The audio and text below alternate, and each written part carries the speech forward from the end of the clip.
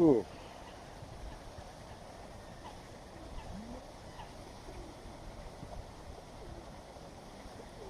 Mr. Taliban.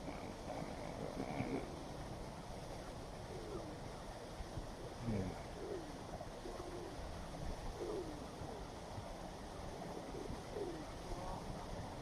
Oh, daylight coming. Oh,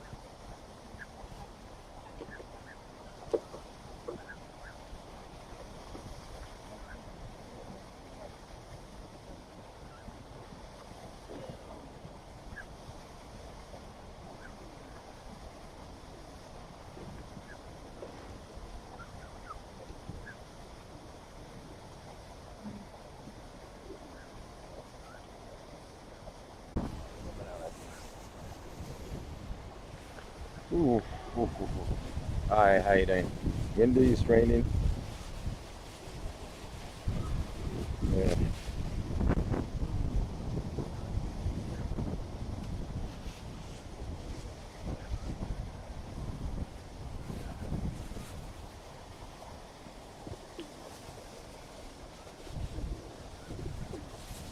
Ooh.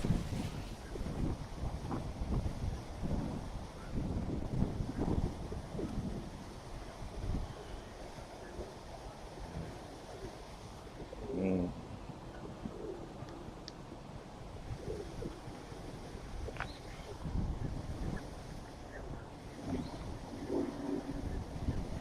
Ooh.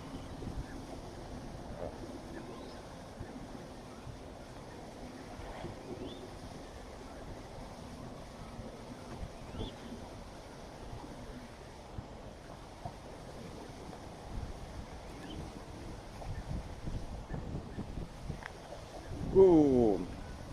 Hi, how you all doing? Uh, Today is Thursday, the 25th of July 2024, and it's about 2:15. I got here in time, but I ran into a small technicality and I managed to circumvent it. But how are you doing? We're down here in Finsbury Park. Finsbury Park is in North London. We're in London, in England, Europe. So hello to those of you who are watching around the world and just down the road. And the temperature today, it's about 20 degrees, 21 degrees. The weather is overcast. This is the This overcast weather is in fact the best kind of weather you can have for doing video and doing picture. Not necessarily the best kind of uh, lighting and weather and stuff, but in general, because it's even lighting, it's not a very bright light. When the sun shines, you get a shadow under the face, and uh, but it depends on photographing people. Generally, the softer lighting, diffused lighting is better. But if you're going into the more creative, then you mess around with the lighting. You light it from up here, and these are like horror movie kind of stuff, or scary kind of stuff when you hold a torchlight just under and it looks up. So, but here we are, Finsbury Park. What's on your mind today? uh, Graham is away today, so he's messaged me. So hopefully next time he'll be here. Also, I invited DS Jammers, um, and I made mention to him, so you just might turn up during this broadcast. Today, um, what's on my mind? Several things. Let's start with politics. How close are you?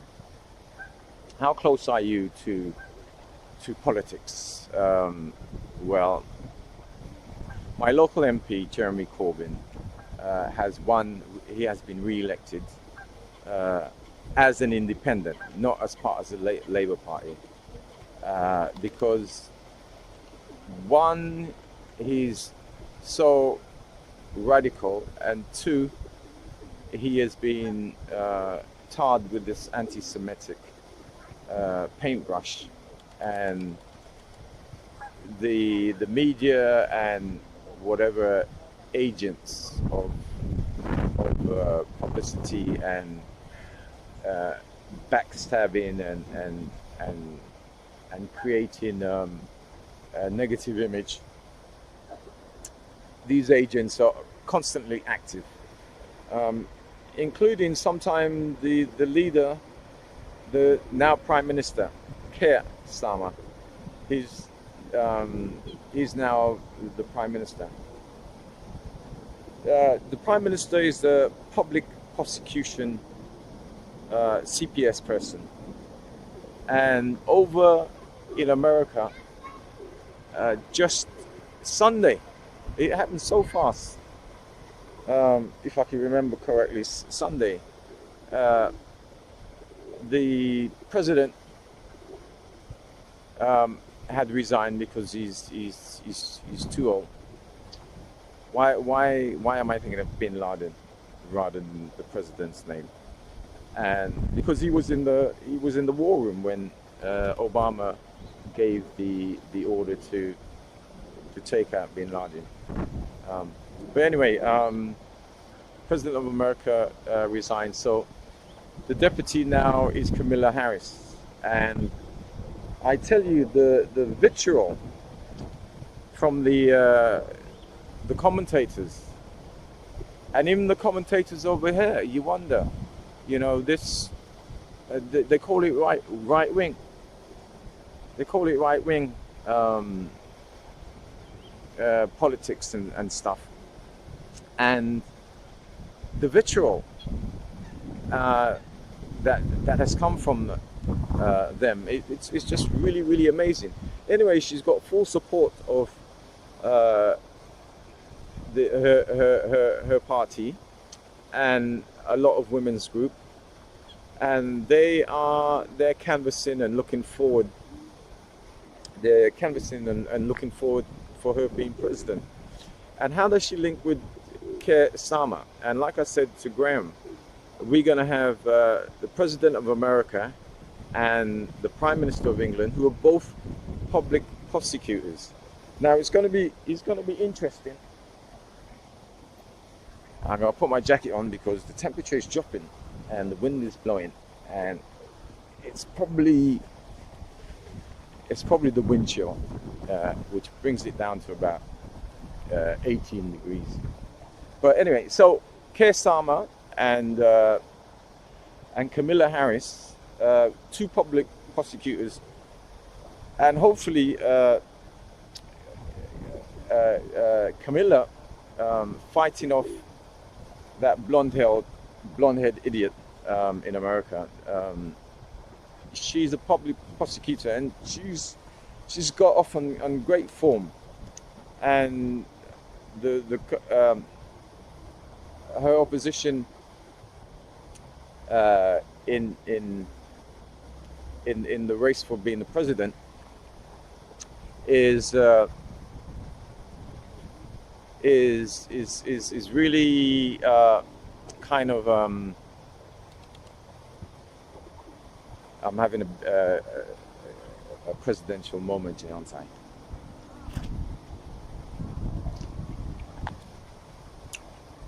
Let's drink. Why am I nervous?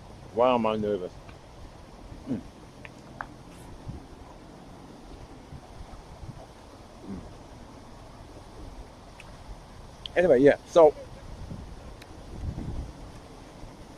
Camilla Harris was really gunning for that man child. All right. So back over here to London. So yesterday I was in the company of Jeremy Corbyn, and Jeremy had an event. It was a poetry event. It was actually just down the road from here in a place called Elizabeth House. It was a great event. Turned out it had many people. In fact, I might chuck in a couple of pictures that I actually took. Okay, we got the live broadcast and we got the edited one that I put up late on. But in the edited one, I'll put up some of the pictures from the event Jeremy Corbyn was at yesterday, and which I actually played a part as in technical support rather than being somebody in the event itself. It was about poetry. People was there reading poetry. We had about 16 people up on stage. Jeremy Corbyn was there, and a good poetry mate of his, and they were there actually reciting some poetry. Now, that was yesterday. So this morning when I got up, I logged into the parliamentary channel, and on the parliamentary channel they were there talking about in the House of Commons. They were debating bills, and they were trying to get the individual MPs were trying to get certain things on the bill, or it to be discussed in general by the House of Commons. So there's MPs actually putting forward what they think for their constituency or on a personal thing. And lo and behold, I saw Jeremy Corbyn there, and he was there pushing forward for the government to have a debate on the Palestinian situation and the Gaza situation. And he was saying that Benjamin Netanyahu, that the British government should be on the side of the international courts, which says Netanyahu is up for war charges, criminal charges, right? And he was there, and you know he's the enemies, or the people, the agents of negativity, would always paint him with this negative brush for fighting for the people of Palestine and for there to be a Palestinian state. So how close are we to politics? We're very, very close to politics.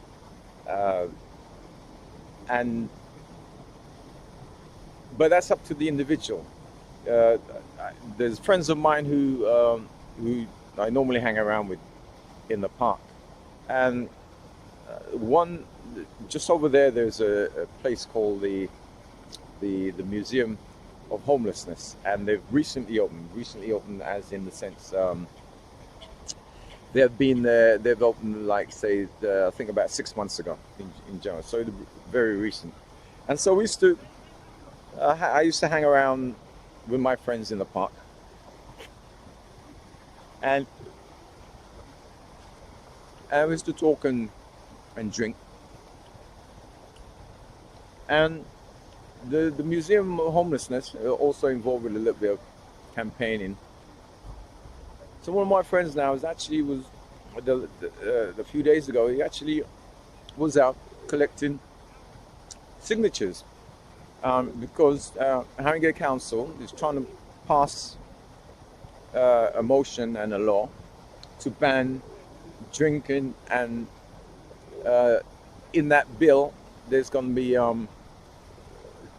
other things. If you're found walking with an axe or something that looks offensive. So it sounds like it's an all encompassing bill with many different things. But what some people tend to do, political people tend to do, is that the real salient point of a package being passed, they don't mention it too much, and when it's actually passed, just in the in the small letters is the most salient part. And in this bill, which Haringey is trying to pass through, I don't know what procedures it is. They're trying to ban drinking in the park. That's just one of the things in that. But so my friend is out there collecting signatures. He's also there reading the newspapers now. He's also up with current affairs. So how politically close are you? I think it depends on you, right? Uh, One of the things I've got to go back and look at is the first speech by the MPs, uh, the almost 200 new MPs um, on the Labour Party side, and they were doing their first speech. I managed to only get um, about an hour of it, and so in that hour we had about um, 5 or 6 MPs gone up with their inaugural speech, and they were just saying thank you very much to their constituency for actually voting them in. And what was most salient on the people when they went knocking at their door. And one of the things I heard, almost half of the MPs said there are food banks, there is poverty, right? There's a housing crisis, and of course there's each constituent had different problems, in the sense that if you had a prison in your constituency, you'll have problems related to the prison. If you've got hospitals or lack of hospitals in your constituency, then that will be a problem. And especially those rural constituencies, a lot of facilities which was close by are actually being shut down and in great need. And one of the things in the rural constituency is these local post office and local banks are actually they're shutting down. In fact, they have shut down, and it's been a big problem for the more older people to actually get to these banks or post office, because it's like not necessarily 2 and 3 miles away, but in the next village, in the next town, which can be quite a distance away. Well, what's quite a distance? London, from the centre here to 10 miles out, right? We actually are out of London. So let's say, to travel 5 miles or 10 miles to the next facility, whether it's banking or whether it's a hospital, or whether it's a doctor's surgery or whether it's a dentist, it is quite difficult, and for them to get these facilities a bit closer. So it was really noteworthy that these MPs, new MPs, are the first inaugural speech is in fact making mention about the individuals having in their constituency, their borough, the problems they have, and and there you can hear the actual problems of what people are suffering day to day. Now the government, Keir Starmer, leader, had 7 MPs suspended. When they say suspend the whip, they're kind of they're disengaged from the Labour Party until they say they can come back in. This is what happened to Diane Abbott. This is what happened to Jeremy Corbyn. And with Diane Abbott, they let her back in at literally the last minute. Jeremy Corbyn had to go out there and fight it as an independent. So he had 7 MPs suspended because they wouldn't go along to vote on keeping the if you have 3 the benefits for a 3rd child. So if you have 2, it's okay, but the 3rd one you won't get any benefit for that 3rd child. And this is a major mechanism of poverty in this country. It's a major mechanism of hardship. And not to mention that there's a lot of mental health, there's a lot of physical health, and what is being said is that poverty and pressure in a family and bad housing adds to the mental health, adds to people taking medication, adds to people drinking, adds to drugs, adds to people body actually breaking down, their immune system breaking down, and that way they're physically sick, and there's a bigger toll on the NHS, and there's a major problem with that. But watching a debate just a few hours ago from the House of Commons, and one of the emergency legislation that has to be passed is the crisis they have with the prison system. There's also a crisis with the legal system. I think I heard something like there's 66,000 cases waiting to go to court. So there's a backlog. So that's in the legal system. In the justice system, the prisons and the police cells, they are about to go into a crisis. And some of the MPs made mention that Richie Sunak saw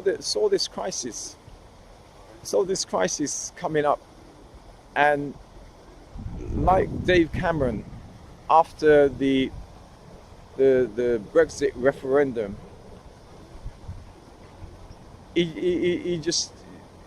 Dave Cameron just legged it. Richie Sunak just chucked an election in, and now the Labour Party is in. They have to sort out the mess. But it's very rich of some of the Conservative MP who they're actually blaming the Labour Party for the current crisis, which they created. You can't believe it, and the people who do believe it end up in being a basket case, right? And so we got more mental health problems, and more people drinking, more people taking drugs, you know. But yeah, all right. So my mate Graham is gone off. Jammers haven't turned up. I've got a member of the audience there, one of my loyal fans and loyal follower. I mean, I tell him I do this live, and he's actually turned up. He's just in the background. So I'm getting a live audience. But today's my most nervous day, because probably yesterday I really had because it was part of the technical support, it was really it was me working to the max. And today now, it's amazing that I was actually working to the max. And it was just amazing when you're doing things and you're doing it to a timetable and you're slightly behind the timetable, how when you're rushing around, it made me think that when you're rushing around and you're working on a timetable and you would make mistakes. You know, things like, did you leave the iron on? Things like, did you leave the light on? Things like, did I turn off the cooker? Right? Things like, did I shut my front door? You know, and I found myself doing things half done today. You know, I start off and I'll be going because I'm actually working at a deadline. It's good to see things actually picking up, and people are in a different mode and a different frame. Uh, I don't know whether it's a new prime minister, a new political uh, agenda. You know, but there's a zest. There's a new movement. There's a new zing in people's in the way people are doing things and how they doing things, which is good. The funny thing is, coming to the park the other day, just passing through, the normal group of people I usually see in the park are not in the park anymore. I don't know whether I don't know whether it's new government policy, or they in their life they find that they're a little bit more busier, or they now got things doing. One of the bills, well, one of the new government policy is like the old government policy of picking on the people who are sick and claiming benefit, and they are incapable, or they've been passed as being incapable of not working. So they're now the politicians have done the rounds early in the morning. They end up on TV and the radio and all the medias and in the newspapers. It probably starts from the night before, which is when the papers when the news programs actually get hold of the papers, and they give you not a preview, but actually what's been printed and what you're gonna start reading in the morning. And then we have the ministers actually going out to all the radio stations and all the TV stations and updating or reinforcing the policies that they made mention to the newspapers the day before or the night before, or but so one of that is actually about the people who are sick and claiming benefit. They are gonna really come down on them. Let me get another tomato.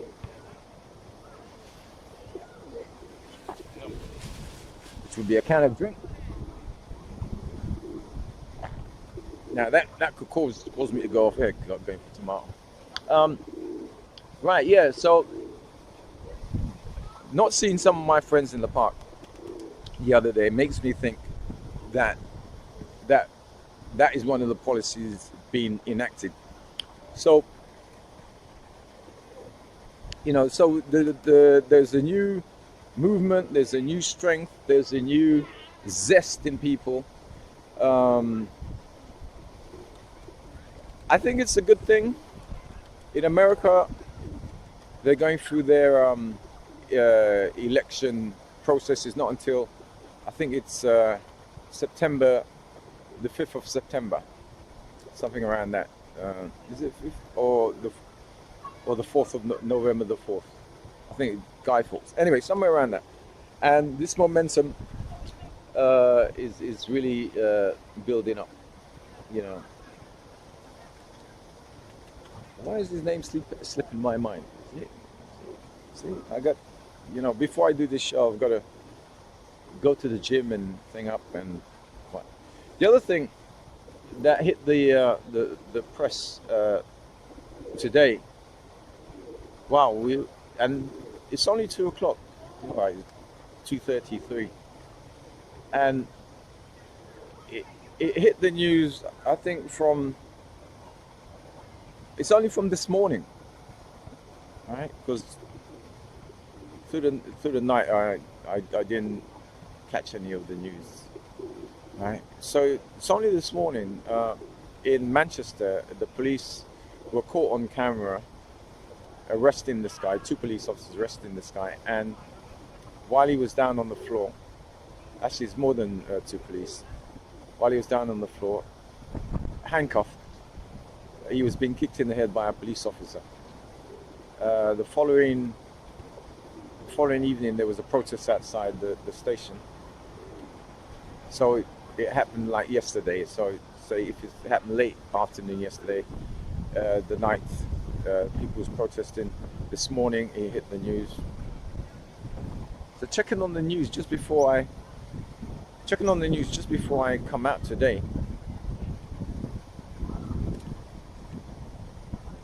The Prime Minister had made mention of this. All the radio stations have made mention of this. This police officer kicking this chap in the head.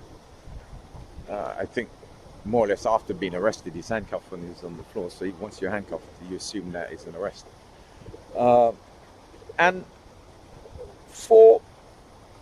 at least four MPs who were debating this morning, debating a bill to be passed and other parliamentary business, made mention of this incident. In fact, one of the MPs says he's going to go and see the family after he finishes his session in the House of Commons, right? And it seems like this government is really chugging ahead. You know, the train is going full steam ahead. But I'm a bit wary of Keir Starmer.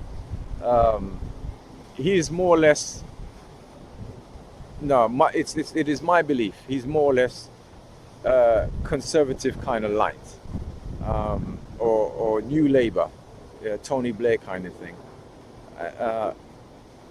But in general, he's going in the right direction. In general, the social policies are for the many and not for the few. And guess who says that? And guess whose byline that is? It's Jeremy Corbyn. That's Jeremy Corbyn's catchphrase: for the many and not for the few. Whereas the Conservative is for the few. Every aspect of government is in crisis. From local government to the big things like hospitals, education, the health, policing, prisons, all the things that the state normally runs. All of that is in crisis. The government, this is my phrase. The government cannot pay the bills. The reason why the government cannot pay the bills is because it's constantly lying to the people. It's telling you that things are going to get cheaper, or it's telling you things are going to get cheaper. It never does, right? It tells you things are going to get better. In the Conservative case, it never did. It was slowly going downhill. And like I've heard some political commentators says, it's like a tanker. You can't just slam on the brakes and turn around quickly. It takes a long time. The lag is a very long time. So it seems like this new government, Labour government, is going in the right direction. But I think it's going to be quite a while before we see some changes. Now, one of the things that's going to hit a lot of people, and it's beginning to bite about now, right, is that during lockdown, lockdown was about a year or so ago, right? And last year, including the beginning of this year, people got an extra £2,000 if you're poor and connected to the system, right? You got an extra £2,000 a year in order for you to survive, not necessarily live, survive, because the government actually knows that. Government actually know people are living on the edge, and a lot of people are falling over the edge. Every day people are falling over the edge. So this subsidy for the last couple of years, people have been living on, right? But it's actually come to an end like a couple of months ago, and there's a lag effect, right? Where it's gonna start to bite, and people are gonna realize that they ain't got the money. How are they gonna how are they gonna pay the bills, right? On my journey down here, or just around, there's tents. Uh, One time I saw it just a few weeks ago. I saw about 4 tents in the park. The people I see sleeping out on the streets. There's people. There's a bed permanently. Not really. It's been there a while, on the pavement, and people are actually. And this is Haringey, right? And this is Green Lanes there, right? Um, so it's actually kicking in. Just a few days ago, on my way down to the park, I saw 4 women on the floor from the effects of drugs. Lying on the floor. Um, some sleeping, some just sitting down there on the floor. Women, not men, women. There's more and more junkies, people taking drugs. Your situation, if you've got bad housing, or you got housing where you got neighbors who are just crazy, right? Um, that will stress you out. You know, I don't know about the house, the estates, housing estates, where how serious those problems are. Now they've got security cameras, and some of them has got security in the housing estate around here. So I don't know whether your council has the funds to actually put that in, or maybe the government actually allocated funds specifically for them to put that in. But there's many councils actually declaring they can't pay the bills. They literally on the edge of bankruptcy kind of thing.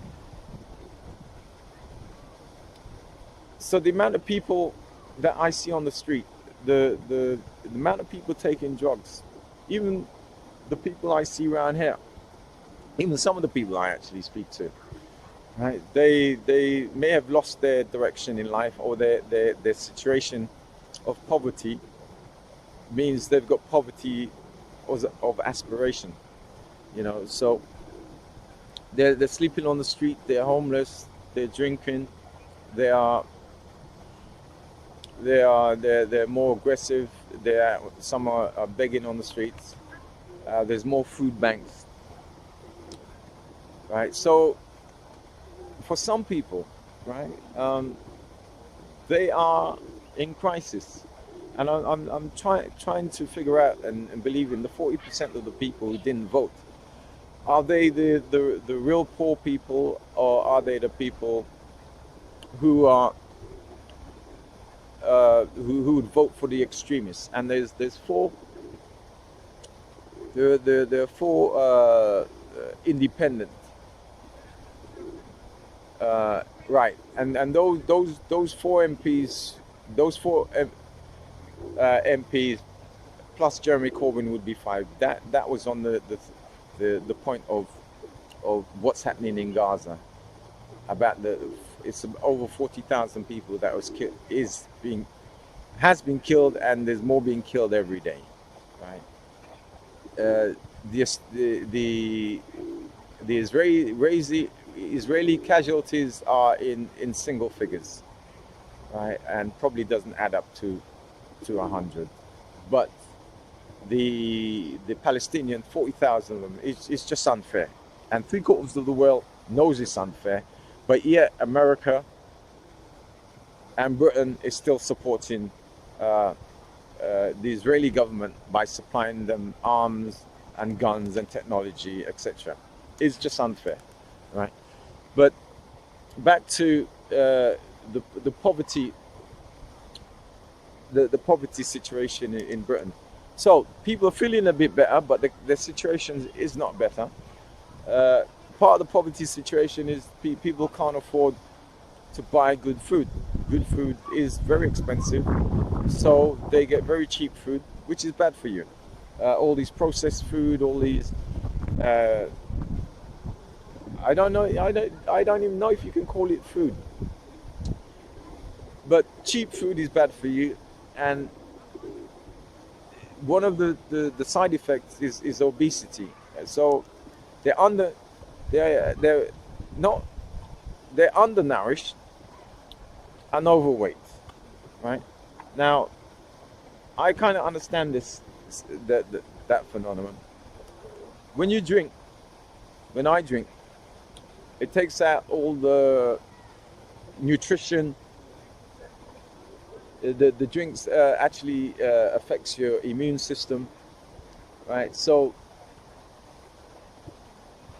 with bad food, bad food does the same thing. Plus you have allergies, you have strange chemicals that does strange things to you that you don't even know about, you know. So the poverty thing, so the food thing, right? So even though you may feel a bit better because there's a new government in, your financial situation, your housing situation, your social situation hasn't changed. You know, the police now, um, I sense they've gone through a change, but it's not for the better, right? It's not for the better. I cannot. There's some police officers are saying should not be in the police force, right? Now, what should happen is this good cop and bad cop thing. Good cops should be commended, given the medal of praise. Bad cops should be sent in jail. Bad cops, not one, not. There's always one bad apple in the barrel, right? Those one bad apple in the barrel should be sent to prison, right? But what is the normal thing about one bad apple in the barrel? Everybody covers up for that bad apple. Even the commissioner of police would make excuses for an officer who's done something wrong. If an officer has done something wrong, send him to jail, right? All bad people should go to jail, whether you're a member of the public or whether you're the police. And remember, the police, their mantra is they police by consent, right? Without us, there would be there would be no need for the police, right? And without us, it's in two parts. Without people being criminals, there's no job for the police. But in order for the police to do their work, they need people to give evidence, to phone them up and say there's problems, phone them up and say someone's doing something bad. Not only in the apprehension, right, but also going through the court system. You need people on both sides. Some would be supporting the police. The police has done the right thing, and some would be supporting the person being prosecuted. You know, saying that this is a good person, it's a mistake, etc. And you need people to advocate for you if you've been accused of something. The police, on the other hand, has got to make sure that they've got the evidence, they've got witnesses, right? So it's by consent. You know, if nobody can't trust the police, then the police have an impossible job. It'll be all one-sided. It'll be like an army in occupation, you know. And the police is going down a path at the moment that it is not carrying the public. The police is very good at PR, public relations, right? Before, you know, they will put something out there denigrating one section of the community, the minority part of it. They'll put something out denigrating the minority community, while something major is happening over here. While it might be something that is one of the police officers have done, which is horrendous, or it may not. or he may be even the commander. And every now and then they would put out rhetoric, um, actually accusing the minority of doing something and focusing all their attention on the minority. The minority community, at minimum, is probably 10% of the population. So what about the other 90% of the population? You know, uh, trends like drug taking and drugs, right? And people now walking into supermarkets, people now walking into supermarkets and just walking out with stuff, right? The police don't intervene. Uh, the bystanders, right, are mortified because there's a breakdown in society. The person working in the shop, the people who run in the shop, you know, uh, how do they handle that? They'll probably go out of business. They'll be in debt. So that is part of policing. But if the police have taken a new trajectory, and the people are looking at them in such a negative way, this is gonna impact on the whole of society. I mean, we already have in small pockets, people um, are very, very, I don't know, let's say more violent. There's more violence in relationships, etc. What do you call it? Domestic violence is an increase in domestic violence. Um, Whether that's already there or not, the women's section of all communities, right, have a problem even with the police, because there's this Sarah Everard, the woman who was murdered by a serving police officer. And just recently we had some suspension of some firearms officers who I forgot what it was. You see, you forget what it was because it's so common. Who I can't remember what it was, what offence they were suspended.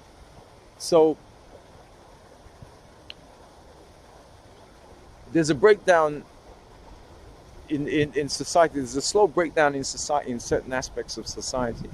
There's a slow breakdown in policing itself, the actual police officer. And I believe that the Metropolitan Police is still in special measures, and there's quite a few police forces in special measures. Special measures means they got problems.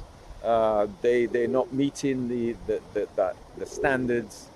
Probably in how many burglaries they're supposed to thing, murder cases, car theft. I heard don't involve the report that your car is missing or stolen, or do report your car is missing or stolen, because you need that sheet of paper to take it to the insurance that officially your car has been stolen, etc. Burglaries, shop theft has gone up. Actually, what I should have done is I should have gone through the list, the report, the crime report, the police, whether the crime has gone up or gone down, or which area crimes actually increased. So I got homework to do. So police. So in general, things feel a bit better, but it doesn't take away the underlying conditions. If you're in bad housing, your bad housing is still there. If you haven't got a job, there's loads of jobs, but that means you have to change your job. You probably can't get the money that you want, because year on year, right, people haven't had the increase. And year on year, the government is, if you work for a government, a job from the government, year on year, the government's actually asked people to make cuts, right? So you're working with less and less. So if you had 10% cuts from 2008 up to now, every year 10% cut, you're literally You literally a skeleton. There's no skin left. There's no loose skin left, right? And then every 10 years, things actually double in price. So the money that you're actually supposed to get to live on, you only get, you don't even get that, right? You don't even get that. So that, I mean, that's why the doctors and nurses are asking for 35%, right? Oh, the crown has had an increase by millions of pounds, almost double, right? So some people get an increase in relation to what the real cost of things are, and some people, it's not even they're getting it's not they're getting an increase, they're in fact getting a decrease, right? So when they get 2%, right, extra, it doesn't cut it because things have gone up by 10%, right? And just because they say to you inflation is only 2%, meaning everything has gone up by, they're trying to tell you everything's gone up by 2%. Things have gone up. Your rent doesn't go up by 2%. Some people have had 3 rent rises in a year, right? The electricity has gone up like 50%, right? And then it goes back down a little. And again, this government have started to say that it's gonna not privatize, put in public hand, is gonna start energy company. I don't know whether it's electricity, whether it's gas, and they say they make a mention that it's going to be cheaper. It can never be cheaper, right? Prices constantly go up, right? Anyway, the electricity, it's gone up by about 50% from what it was a couple of years ago, and then then it gets reduced a couple of percentages, and then they say to you, oh, it's cheaper. Nothing goes down in price, right? And so much so is that the products you get are getting smaller and smaller and smaller, and less and less and less. And if you've got a quality product, they're using less and less quality in that product, and more fructose and corn syrup and all these cheap additives and stuff to your product, which ain't good for you. So you may feel a bit better. The couple of days sunshine we had a couple of days that it was really, really hot, and today is like the average temperature, right? So next time, hopefully Graham would be here. Jammers, you didn't make it. You could be watching Jammers, and we will talk more on other subjects, and I'll probably have to have a clipboard, and I've got 2 sets of homework. I've got to read the police the crime statistics, right? I've got to get a hold of that, and there's a couple of other things. The MPs, the new MPs, what their constituency, what the main aspect of what's happening in their constituency. I'm not going to go into fine detail. I'm just going to rewind on what they say, because everything that is broadcast on the BBC Parliament channel, you can actually watch it back either online or from the parliamentary website itself, and that's going to be some source of my information, and hopefully yours if you're politically that way inclined. So I've had my little bit of a thing today. It's a bit, not necessarily nippy, but the wind is blowing. It's a little bit cold. I've been having quite a busy week this week, yesterday to today, and next week now I'll be a little bit more on point. But for now, I'm going to say goodbye.